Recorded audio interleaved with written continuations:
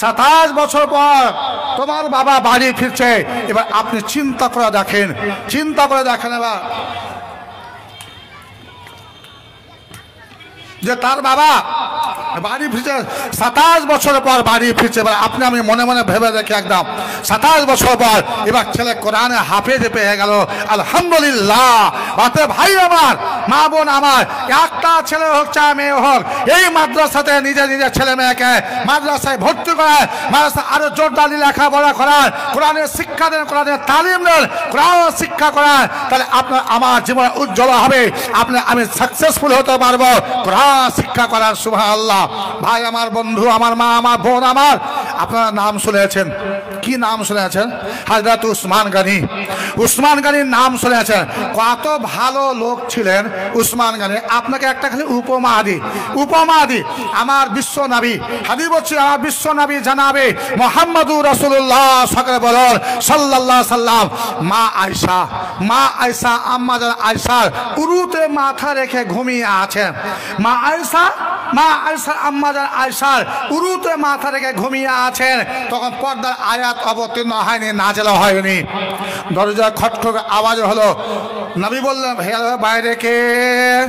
বলছে আমি আবু বকর। আল্লাহ নবী তখন বলছে চলে আসুন। এবার ওই অবস্থাতে আমার বিশ্ব নবী মা আয়েশা উরুতে মাথা দিয়ে ঘুমিয়ে আছে। আবু বকর চলে আসলেন। আবু বকর কে হন?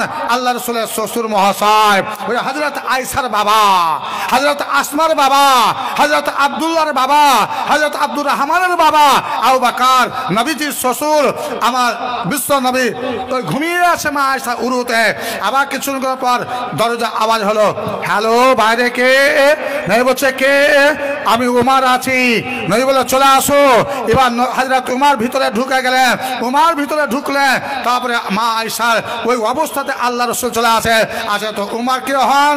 আল্লাহ রাসূলের শ্বশুর মহাশয়। কার বাবা? হযরত হাফসার বাবা। হযরত উমর। এবার দুজন শ্বশুর মহাশয় বসে আছেন, আর হযরতে আমার বিশ্ব নবী মা আয়েশার উরুতে মাথা দিয়ে ঘুমিয়ে আছে। পড়লা আয়াত অবতীর্ণ হয়নি। আবার কিছু বলে, হ্যালো, কে? হযরত আলী। আল্লাহ সুবহানাহু চলে আসো বাবা, চলে আসো। হযরত আলী চলে আসে।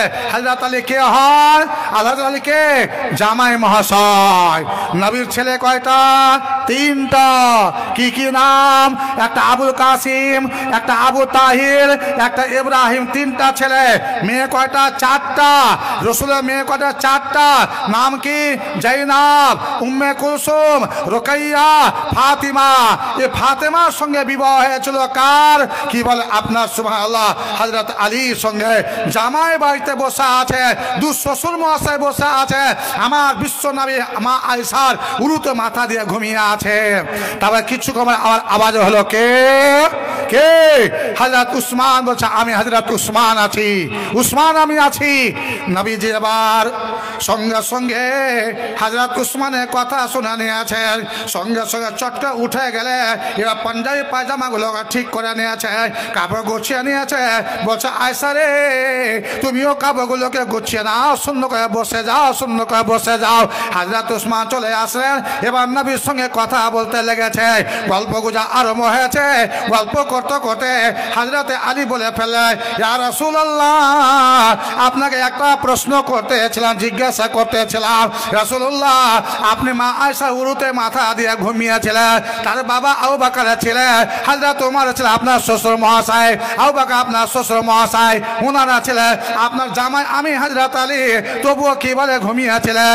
কিন্তু উসমানের নাম শুনে আপনি চট করে দাঁড়িয়ে গেলেন কেন? আল্লাহ রাসূল বললেন, উসমানকে দেখে, আলী রে, তুমি জানো না আমি এর জবাব দিতে পারবো না, এর উত্তর আমি দিতে পারবো না। কিন্তু আলী শোনো, এই হযরত উসমান এমন একজন ব্যক্তি, এমন একজন দানশীল লোক, এমন একজন ভালো লোক। হযরত উসমানকে দেখে আল্লাহ ফারিস্তারা লজ্জা পান। এ আলী, আমি কি একটু লজ্জা করব না?